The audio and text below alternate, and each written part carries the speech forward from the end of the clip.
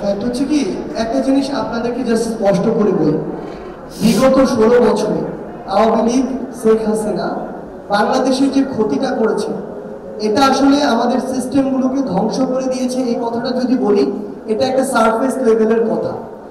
আপনাকে যদি প্রশ্ন করা হয় এই সিস্টেমগুলো কাদের দ্বারা পরিচালিত হতো, এই সিস্টেমগুলো এই দেশের মানুষ দ্বারা পরিচালিত হতো।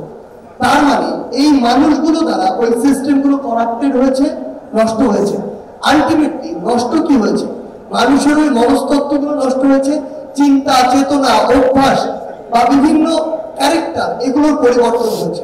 সো আলটিমেটলি এই যে 16 বছরের যে ক্ষতিটা, সবার মনস্তাত্ত্বিক যে ফ্যাসিজমের যে একটা জায়গা তৈরি হয়েছে অধিকাংশ মানুষেরই, প্রত্যক্ষ এবং পরোক্ষভাবে, এই মানুষগুলোকে আবার রেকটিফাই করে তাদের অভ্যাসগত আচারগত পরিবর্তন করে যখন সামগ্রিকভাবে আপনি একটি সিস্টেমের পরিবর্তন ঘটাতে যাবেন, তখন 16 বছর না লাগলেও তার অর্ধেক কিংবা তার 1/4 সময় আপনার অবশ্যই লাগবে। এবং সবচেয়ে বড় কথা হচ্ছে, এগুলো মেট্রো রেল না, এগুলো পদ্মা সেতু না যেগুলো আপনি চোখ দিয়ে দেখতে পাবেন। এই ক্ষতিগুলা এমন অবস্তুগত অদৃশ্য ক্ষতি, যেই ক্ষতিগুলা চোখে দেখা যায় না, কিন্তু এগুলোর ইম্প্যাক্ট অনেক বেশি, অনেক দীর্ঘমেয়াদী। সেই জায়গা থেকে এই ক্ষতিগুলো বের হয়ে আসার জন্য আমরা বিশ্বাস করি আমাদের প্রত্যেকের ব্যক্তিগত জায়গা থেকে নিজেকে সংশোধন প্রয়োজন। আমি যদি সংশোধন হই, ধীরে ধীরে আমার সাথে থাকা ছোট ছোট সিস্টেম, পরিবার হোক, সমাজ হোক, একটি বড় কোম্পানি হোক, একটি রাষ্ট্র, দিন শেষে পুরোটাই ধীরে ধীরে সংশোধন হবে। আমরা বৈষম্য বিরোধী ছাত্র আন্দোলনের পক্ষ থেকে আমরা সরকারের কাছে জানাবো যে সরকারের যে জিনিসগুলো যত দ্রুত সংশোধন করা সম্ভব তারা যেন সেই পদক্ষেপগুলো নেন।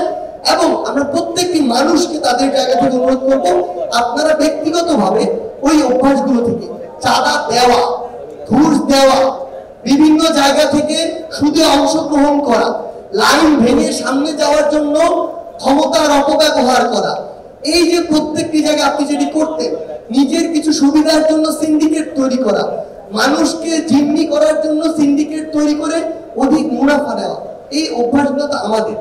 এই অভ্যাসগুলো থেকে আমরা যেদিন বের হতে পারবো, সিস্টেমগুলো অটো পরিবর্তন হয়ে যাবে। আপনারা সবসময় বলেন সরকারের সঙ্গে সাধারণ মানুষের একটা ব্রিজ তৈরি করছেন, সেখানে আমরা দেখছি বিগত 5 তারিখের পর থেকে বিভিন্ন সময় পদত্যাগ আন্দোলন কর্মসূচি হচ্ছে এবং জোরপূর্বক পদত্যাগ করানোর চেষ্টা করছে, এবং সেখানে সমন্বয়করা কি ভূমিকা পালন করছে এবং যারা এখন দাবি উত্থাপন করছে, রাজপথে নামার আলটিমেটাম দিচ্ছে বা বিভিন্নভাবে উপেক্ষা করছে, এবং আজকে আমরা শুনছি বিএসটিআইতে 2 জন সমন্বয়ক যাওয়ার কথা, পরে আবার শুনলাম স্থগিত করতে যায়নি, এই ধরনের কথাও আসছে। সেই প্রেক্ষাপটে আপনারা সরকারের কাছে যাদের বৈষম্যগুলো রয়েছে বিভিন্ন সরকারি বেসরকারি প্রতিষ্ঠানে, সেই জায়গাতে কি উদ্যোগ নেবেন এবং তাদেরকে কি আশ্বস্ত করবেন সরকার এবং যারা দাবি আন্দোলন করছে তাদের প্রতি আপনাদের বার্তাটা?